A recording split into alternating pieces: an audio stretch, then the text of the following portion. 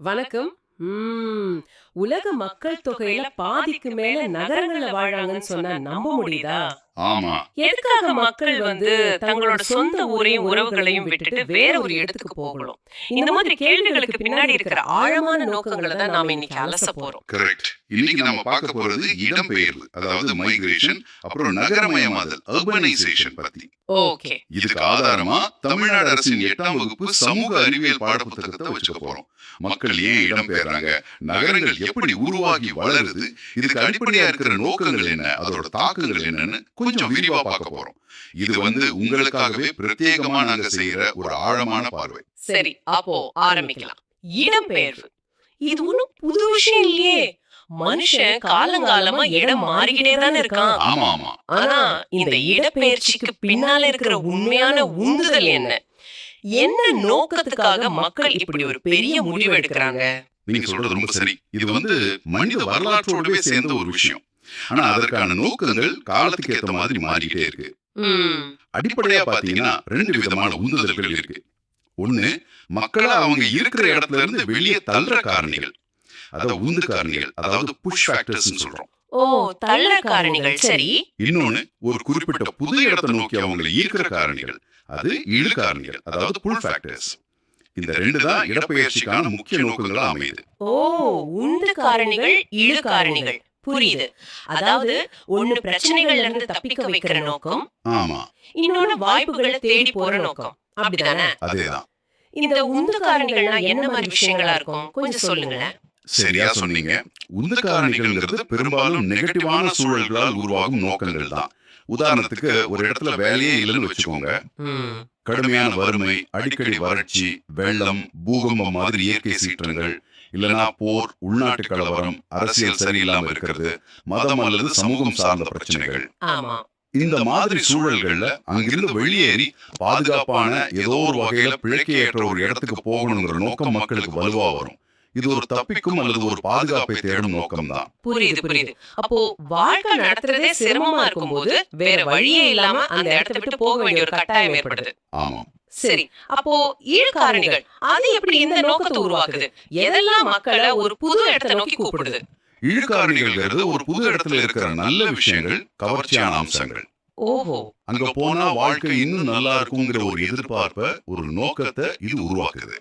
உதாரணமா, நல்ல வேலை வாய்ப்புகள், அதிக சம்பளம், தரமான கல்வி நிறுவனங்கள், நல்ல மருத்துவ வசதிகள், பாதுகாப்பான சூழல், என்டர்டெயின்மென்ட்க்கு நிறைய வாய்ப்புகள், நல்ல காலநிலை, அப்புறம் நவீன வாழ்க்கை வசதிகள், இதெல்லாம் தான் இழுக்காரணிகள். சரி. இங்க நோக்கம் தப்பிக்கிறது இல்ல, மாறாக ஒரு படி மேலான வாழ்க்கை தரத்தை அடையணுங்கிறது. அப்போ இந்த உந்து காரணிகளும் இழு காரணிகளும் தனித்தனியா தான் வேலை செய்யுமா, இல்ல சேர்ந்தும் வேலை செய்யுமா? ஒருத்தர் இடம் பெயர்றதுக்கு பின்னால இந்த 2 வகை நோக்கங்களுமே இருக்கலாம் இல்லையா? நிச்சயமா இருக்கலாம். பல நேரங்கள்ல 2ம் சேர்ந்தே தான் ஒருத்தரோட முடிவை பாதிக்குது. உதாரணத்துக்கு பாத்தீங்கன்னா, கிராமத்துல விவசாயம் சரியில்லாம போறது ஒரு உந்து காரணி. அதே சமயம் பக்கத்துல இருக்கிற நகரத்துல இருக்கிற ஒரு ஃபேக்டரி வேலை வாய்ப்பு ஒரு இழு காரணியா இருக்கலாம். கரெக்ட். இந்த 2 நோக்கங்களோட கூட்டு விளைவாதான் பெரும்பாலும் இடப்பெயர்வு நடக்குது. அதனால இடப்பெயர்வு புரிஞ்சிக்க இந்த அடிப்படை நோக்கங்களை கொஞ்சம் ஆழமா பார்க்க வேண்டியது அவசியமா இருக்கு. நீங்க சொன்ன மாதிரி மனுஷன் ஆரம்ப காலத்துல சாப்பாட்டுக்கு, தண்ணிக்குன்னு இடம் பெயர்ந்தான். இப்போ நோக்கங்கள் மாறி இருக்கு. ஆனா இந்த இடப்பெயர்வுங்கிறது ஒரே மாதிரி இல்லையே. பாட புத்தகத்துல மந்த இடப்பெயர்வு, அதாவது டிரான்ஸ்ஹியூமன்ஸ் பத்தி ஒரு குறிப்பு இருக்கு. அதுவும் ஒரு குறிப்பிட்ட நோக்கத்தோட நடக்கிறது தானே? ஆமா ஆமா. மந்த இடப்பெயர்வுங்கிறது சீசனுக்கு ஏத்த மாதிரி கால்நடைகளுக்கு தேவையான புல்வெளியை தேடி மக்கள் இடம்பெயர்றது. இதுவும் ஒரு குறிப்பிட்ட பொருளாதார நோக்கத்தை, அதாவது கால்நடைகளை நல்லா பார்த்துக்கிட்டு அதன் மூலம் வருமானம் ஈட்டணுங்கிறத அடிப்படையாக கொண்டதுதான். இது இப்ப கொஞ்சம் குறைஞ்சிருக்கலாம். ஆனா இடப்பெயர்வின் பல வடிவங்கள்ல இதுவும் ஒண்ணு. இது என்ன காட்டுதுன்னா, சூழலுக்கு ஏத்த மாதிரி இடப்பெயர்வுக்கான நோக்கங்களும் அது நடக்கிற விதமும் மாறும். உலக அளவுல இந்த இடப்பெயர்வு எந்த அளவுக்கு பெரிய விஷயமா இருக்கு? ஏதாவது புள்ளி விவரம் இருக்கா? இருக்கு. இது எவ்வளவு பெரிய நிகழ்வுன்னு புரிஞ்சுக்க ஐக்கிய நாடுகள் சபையோட 2017ஆம் ஆண்டு டேட்டாவை பார்க்கலாம். சொல்லுங்க. அந்த வருஷத்துல மட்டும் உலக அளவுல சுமார் 258 மில்லியன் மக்கள் சர்வதேச புலம்பெயர்ந்தோரா இருந்திருக்கிறாங்க. எவ்வளவு? 258 மில்லியனா? ஆமா. அதாவது அவங்க பிறந்த நாட்டை விட்டுட்டு வேறொரு நாட்டுல வாழ்ந்துட்டு இருந்திருக்கிறாங்க. இது உண்மையிலேயே ஒரு பெரிய எண்ணிக்கை. ஆமா. அவங்க ஒவ்வொருத்தரோட இடப்பெயர்வுக்கு பின்னாலையும் நாம இப்ப பேசின மாதிரி உந்து அல்லது இழுக்காரணங்கள் அடங்கிய ஒரு நோக்கம் கண்டிப்பா இருந்திருக்கும். 288 மில்லியன் நினைச்ச பார்க்கவே பிரமிப்பா இருக்கு. சரி, இப்போ இந்த இடப்பெயர்வ அது நடக்கிற தூரம், நோக்கம், எவ்வளவு காலம் இருக்காங்கங்கறத பொறுத்து எப்படி வகைப்படுத்தலாம்? முக்கியமா 2 வகையா பிரிக்கலாம். ஒன்னு, நாட்டுக்குள்ளேயே நடக்கிற இடப்பெயர்வு. அது இன்டர்னல் மைக்ரேஷன். ஓகே, மாநிலத்துக்குள்ள, மாவட்டத்துக்குள்ள மாதிரி. ஆமா, ஒரு மாநிலத்திலிருந்து இன்னொரு மாநிலத்துக்கோ அல்லது ஒரு மாவட்டத்திலிருந்து இன்னொரு மாவட்டத்துக்கோ போறது. இன்னொன்னு சர்வதேச இடப்பெயர்வு, அதாவது இன்டர்நேஷனல் மைக்ரேஷன். இது ஒரு நாட்டுல இருந்து வேறொரு நாட்டுக்கு போறது. சரி. இது இல்லாம கொஞ்ச காலத்துக்கு மட்டும் போய் தங்கிட்டு வர்றது, அது தற்காலிக இடப்பெயர்வு. இல்ல நிரந்தரமாவே புது இடத்துல செட்டில் ஆகிறது, அது நிரந்தர இடப்பெயர்வு. இப்படி நோக்கத்தையும் கால அளவையும் பொறுத்து பிரிக்கலாம். ஓகே, இந்த இடப்பெயர்வால ஏற்படுற விளைவுகளை பத்தி கொஞ்சம் பேசுவோம்.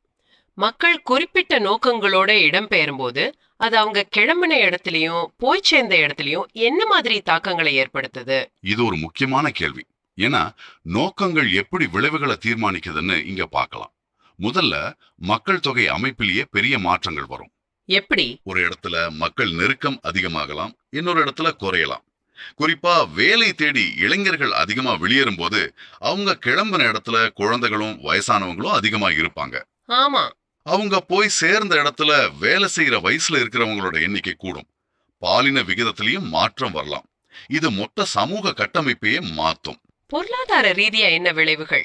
குறிப்பா நீங்க சொன்ன அந்த பிரெயின் ட்ரெயின், அதாவது திறமையானவர்கள் வெளியேற்றம், அப்புறம் ரெமிட்டன்சஸ், வெளிநாட்டு பணம் அனுப்புதல் பத்தி சொல்லுங்க.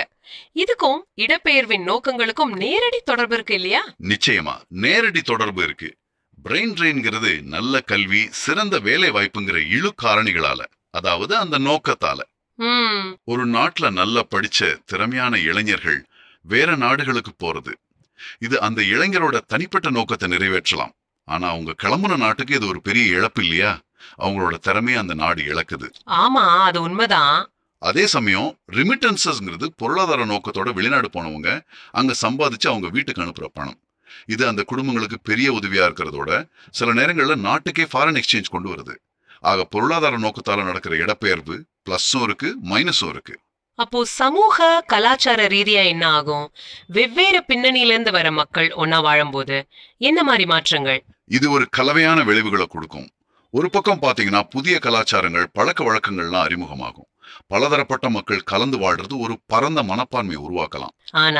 ஆனா இன்னொரு பக்கம் கலாச்சார வேறுபாடுகள், மொழி பிரச்சனைகளால சில சமயங்கள்ல சமூக பதட்டங்கள், சின்ன சின்ன மோதல்கள் ஏற்படவும் வாய்ப்பிருக்கு. சுற்றுச்சூழல் ரீதியாவும் விளைவுகள் உண்டு. அது எப்படி? ஒரு இடத்துல திடீர்னு மக்கள் தொகை ரொம்ப அதிகமானா அங்க இருக்கிற நிலம், தண்ணி, காடு மாதிரி இயற்கை வளங்கள் மேல அழுத்தம் அதிகமாகும். இதுவும் ஒரு முக்கியமான விளைவு தான். இடப்பெயர்வு பத்தி, அதோட நோக்கங்கள், விளைவுகள் பத்தி நல்லா புரிஞ்சுக்கிட்டோம். இப்போ இதுக்கு ரொம்ப நெருக்கமான, பல நேரங்கள்ல இதோட ஒரு விளைவா ஏற்படுற இன்னொரு முக்கியமான விஷயத்துக்கு வருவோம். நகரமயமாதல், அர்பனைசேஷன். ஆமா, கிராமங்கள் எப்படி நகரங்களா மாறுது? எதுக்காக இவ்வளவு மக்கள் கிராமங்களை விட்டு நகரங்களை நோக்கி வராங்க? இங்க என்னென்ன நோக்கங்கள் வேலை செய்யுது? நகரமயமாதல்ங்கிறது சிம்பிளா சொன்னா கிராமப்புற சமூகம் கொஞ்சம் கொஞ்சமா நகர்ப்புற சமூகமா மாறுகிற ஒரு ப்ராசஸ். ஓகே. இன்னும் விளக்கமா சொன்னா கிராமங்கள்ல வாழ்ற மக்கள் அதிக அளவுல நகரங்களுக்கு குடிபெயர்ந்து அதன் காரணமா நகரங்களோட சைஸும் பாப்புலேஷனும் பெருகிறது தான் நகரமயமாதல். நீங்க கேட்ட மாதிரி இதுக்கும் இடப்பெயர்ச்சிக்கும் நேரடி தொடர்பு இருக்கு. அப்போ நகரமயமாதலுக்கான முக்கிய நோக்கங்களும் இடப்பெயர்ச்சிக்கான இழு காரணிகளும் கிட்டத்தட்ட ஒண்ணுதானா? பெரும்பாலும் ஆமா. நகரங்கள் ஒரு பெரிய மேக்னெட் மாதிரி. ஏன்னா அங்கதான் இண்டஸ்ட்ரீஸ் அதிகமா இருக்கு. அதனால வேலை வாய்ப்புக்கான நோக்கம் ஒரு முக்கியமான இழு காரணி. ஆமா. இது இல்லாம தரமான கல்வி நிறுவனங்கள், பெரிய பெரிய ஆஸ்பத்திரிகள், ஷாப்பிங் மால்கள், தியேட்டர்கள்னு நவீன வாழ்க்கை முறைக்கான எல்லா வசதிகளும் நகரங்கள்ல குவிஞ்சிருக்கு. நல்ல டிரான்ஸ்போர்ட், கம்யூனிகேஷன் வசதிகளும் மக்களை ஈர்க்குது. சுருக்கமா சொன்னா ஒரு வசதியான வாய்ப்புகள் நிறைந்த வாழ்க்கைய வாழணுங்கிற ஒட்டுமொத்த நோக்கம்தான் மக்களை நகரங்களை நோக்கி இழுக்குது. இந்த நகரமயமாதல் எந்த அளவுக்கு உலகளாவிய நிகழ்வா மாறி இருக்கு? பாட புத்தகத்துல ஒரு முக்கியமான புள்ளி விவரம் சொல்லப்பட்டிருக்கு. 2007ல உலக வரலாற்றிலேயே முதல் முறையா கிராம மக்களை விட நகர மக்கள் தொகை அதிகமாச்சுன்னு. இது உண்மையிலே ஒரு பெரிய மைல்கல் இல்லையா? ஆமா, இது மனித குல வரலாற்றிலே ஒரு பெரிய திருப்புமுனை. பலாயிரம் வருஷமா கிராமங்கள்ல தான் மெஜாரிட்டி மக்கள் வாழ்ந்து வந்தாங்க. ஆமா. ஆனா கடந்த சில நூற்றாண்டுகள்ல, குறிப்பா இண்டஸ்ட்ரியல் ரெவல்யூஷனுக்கு பிறகு இந்த நிலைமை வேகமா மாறி 2007ல பாதிக்கு மேல மக்கள் நகரவாசிகள் ஆகிட்டாங்க. இது எதை காட்டுதுன்னா, நகரங்கள் கொடுக்கிற வாய்ப்புகள் மேல மக்களுக்கு இருக்கிற அந்த நோக்கம் எவ்வளவு வலுவானதுங்கிறத தான். சரி, நகரங்கள் இப்படி வாய்ப்புகளை கொடுத்தாலும் எல்லா நகர வாழ்க்கையும் நல்லா இருக்கா? அளவுக்கு மீறின வளர்ச்சி சில பிரச்சனைகளையும் கொண்டு வரும் இல்லையா? இந்த வேகமான நகரமயமாதலோட இன்னொரு சைடு என்ன? நிச்சயமா இதுக்கு 2 பக்கங்கள் இருக்கு. ஒரு பக்கம் வேலைவாய்ப்பு பெருக்கம், கல்வி, சுகாதார வசதிகள் மேம்பாடு, டெக்னாலஜி வளர்ச்சி, பல கலாச்சாரங்கள் சந்திக்கிறதுன்னு நிறைய நல்ல விஷயங்கள் இருக்கு. இதெல்லாம் நகரமயமாதலோட பாசிட்டிவ் விளைவுகள். அந்த நோக்கங்கள் ஓரளவுக்கு நிறைவேறும் போது கிடைக்கிற பலன்கள். அப்போ நெகட்டிவ் விளைவுகள் என்ன மாதிரி பிரச்சனைகள் வருது? இங்கதான் நம்ம கொஞ்சம் கவனமா இருக்கணும். சரியா பிளான் பண்ணாத, கட்டுக்கடங்காம போற நகரமயமாதல் பல சீரியஸான பிரச்சனைகளை உருவாக்குது. முதல் பிரச்சனை இட நெருக்கடி. ஆமா, அது எல்லா பெரிய நகரத்திலயும் இருக்கு. ஆமா, குறுகிய இடத்துல அதிகமான மக்கள் வாழ வேண்டியிருக்கு. இதனால அடிப்படை வசதிகள் இல்லாத, சுகாதாரமற்ற குடிசை பகுதிகள், அதாவது ஸ்லம்ஸ் உருவாகுது. இது நகர்ப்புற வறுமையோட ஒரு மோசமான முகம். சுற்றுச்சூழல் எப்படி பாதிக்கப்படுது? இது ஒரு பெரிய கவலையா இருக்கே இப்பெல்லாம். மிகப்பெரிய கவலை. வண்டிகள், ஃபேக்டரிகளால காற்று மாசுபாடு. ஆமாம். ட்ரீட் பண்ணாத கழிவு நீர் ஆறுகள்லயும் குளங்கள்லயும் கலக்கிறதால நீர் மாசுபாடு, பயங்கர சத்தத்தால ஒளி மாசுபாடுன்னு பல சுற்றுச்சூழல் பிரச்சனைகள். நகரங்களை பெருசுபடுத்துறதுக்காக விவசாய நிலங்களையும் மரங்களையும் அழிக்க வேண்டியிருக்கு. இது மொத்தமா இயற்கை சமநிலையே பாதிக்குது. போக்குவரத்து நெரிசல், குடிநீர் பற்றாக்குறை மாதிரி அடிப்படை வசதிகள்ல என்ன சவால்கள் இருக்கு? போக்குவரத்து நெரிசல் இன்னைக்கு பெரும்பாலான மெட்ரோ சிட்டிகளோட அடையாளமாவே மாறிடுச்சு. ஆமா. மக்கள் தொகைக்கு ஏற்ப சுத்தமான குடிநீர் கொடுக்கறது, உருவாகிற கழிவு நீரை சரியா வெளியேற்றி சுத்திகரிக்கிறதுங்கிறது ரொம்ப பெரிய சவாலா இருக்கு. மக்கள் நெருக்கம் அதிகமா இருக்கிறதால கிரைம் ரேட்டும் அதிகமாகுது. சில சமயம் நகரங்கள் பக்கத்துல இருக்கிற கிராம பகுதிகளையும் சேர்த்து வளருதே, அத நகர்ப்புற பரவல், அதாவது அர்பன் ஸ்ப்ரால்னு சொல்றாங்க இல்லையா? அதோட விளைவு என்ன? ஆமா, நகர்ப்புற பரவல்ங்கிறது நகரத்தோட மைய பகுதிக்கு வெளியில ஒரு பிளானிங்கும் இல்லாம கட்டடங்களும் குடியிருப்புகளும் பரவிக்கிட்டே போறது. ஓ. இதனால விவசாய நிலங்கள் காணாம போகுது. மக்கள் வேலைக்கோ மற்ற தேவைகளுக்கோ ரொம்ப தூரம் போக வேண்டியிருக்கு. இது டிராபிக்கையும் பொல்யூஷனையும் இன்னும் அதிகமாக்குது. இது ஒரு சஸ்டைனபிள் வளர்ச்சி முறை கிடையாது. எதிர்காலத்துல இந்த நகரமயமாதல் இன்னும் அதிகமாகும்னு சொல்றாங்களே. 2050ல உலக மக்கள் தொகையில 68% பேர் நகரங்கள்ல இருப்பாங்கன்னு ஒரு கணிப்பு இருக்கே. ஆமா, யுனைடெட் நேஷன்ஸ் அப்படிதான் கணிச்சிருக்காங்க. கிட்டத்தட்ட உலகத்துல 3/2 பங்கு மக்கள் நகரவாசிகளா இருப்பாங்கன்னு எதிர்பார்க்கப்படுது. நகரமயமாதல் வேகம் கூட்டிக்கிட்டே தான் இருக்கு. இப்போ உலகத்திலேயே மிகப்பெரிய நகரங்கள் எது? பாடப்புத்தகத்துல 2018 நிலவரப்படி டோக்கியோ, டெல்லி, ஷாங்காய் பத்தி சொல்லிருக்காங்க. ஆமா, 2018 டேட்டா படி ஜப்பானோட டோக்கியோ தான் 37 மில்லியன் மக்களோட உலகின் மிகப்பெரிய நகர்ப்புற பகுதியா இருந்துச்சு. நம்ம டெல்லி 29 மில்லியன் மக்களோட 2வது இடத்துலயும், சீனாவோட ஷாங்காய் 26 மில்லியன் மக்களோட 3வது இடத்துலயும் இருந்துச்சு. இந்த நகரங்கள் தொடர்ந்து வளர்ந்துகிட்டே தான் இருக்கு. நாம இன்னைக்கு இடப்பெயர்வு, நகரமயமாதல் பத்தி ரொம்ப விரிவாகவே பேசிட்டோம். அப்போ மொத்தத்துல என்ன புரிஞ்சுக்கலாம்? மக்கள் சிறந்த வாழ்க்கை, பாதுகாப்பு, வேலை வாய்ப்பு, கல்வி போன்ற தெளிவான நோக்கங்களுக்காகத்தான் ஒரு இடத்திலிருந்து இன்னொரு இடத்துக்கு, குறிப்பா கிராமங்கள்ல இருந்து நகரங்களுக்கு போறாங்க. இந்த அடிப்படை நோக்கங்கள் தான் இந்த 2 பெரிய உலகளாவிய நிகழ்வுகளையும் ஓட வைக்குது. மிகச்சரியா சொன்னீங்க. இந்த 2 விஷயங்களும் ஒன்னோடு ஒண்ணு எவ்வளவு ஆழமா கனெக்ட் ஆயிருக்குன்னு பாருங்க. இடப்பெயர்ச்சியை தூண்டுகிற அந்த உந்து மற்றும் இழு காரணிகள் தான், அதாவது அந்த நோக்கங்கள் தான் நகரமயமாதலுக்கும் ஃபியூரா இருக்கு. ஆமா. இந்த அடிப்படை நோக்கங்களை நாம சரியா புரிஞ்சுக்கிட்டாதான் அதனால ஏற்படுற விளைவுகளை, அது நல்லதா இருந்தாலும் சரி கெட்டதா இருந்தாலும் சரி, சரியா ஹேண்டில் பண்ண முடியும். இடப்பெயர்வும் நகரமயமாதலும் தவிர்க்க முடியாதவை. ஆனா அதை எப்படி எல்லோருக்கும் பயனளிக்கிற, சுற்றுச்சூழலுக்கு பாதிப்பு இல்லாத ஒரு நிலையான வளர்ச்சியா, சஸ்டைனபிள் டெவலப்மெண்டா மாத்துறதுங்கிறது தான் நம்ம முன்னாடி இருக்கிற பெரிய சவால். அந்த நோக்கங்களை சரியா வழிநடத்த வேண்டிய பொறுப்பு நமக்கு இருக்கு. ரொம்ப அருமையான கலந்துரையாடல். இடம்பெயர்வுக்கும் நகரமயமாதலுக்கும் பின்னாடி இருக்கிற நோக்கங்களையும் அதோட பல பக்கங்களையும் புரிஞ்சுக்க இந்த உரையாடல் உங்களுக்கு உதவி இருக்கும்னு நம்புறோம். எங்களோட இணைஞ்சதுக்கு மிக்க நன்றி. உங்களுக்கும் நன்றி. கடைசியா ஒரு கேள்வி உங்க சிந்தனைக்கு.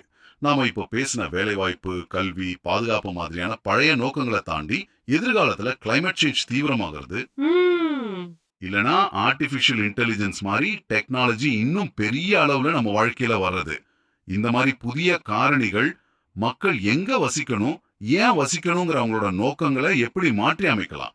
கிராமப்புறங்களுக்கு மறுபடியும் ஒரு ஈர்ப்பு வருமா, இல்ல முற்றிலும் புதிய வசிப்பிட வடிவங்கள் உருவாகுமா? இத பத்தி நீ யோசிச்சு பாருங்க. இது நாம தொடர்ந்து கவனிக்க வேண்டிய ஒரு முக்கியமான விஷயம்.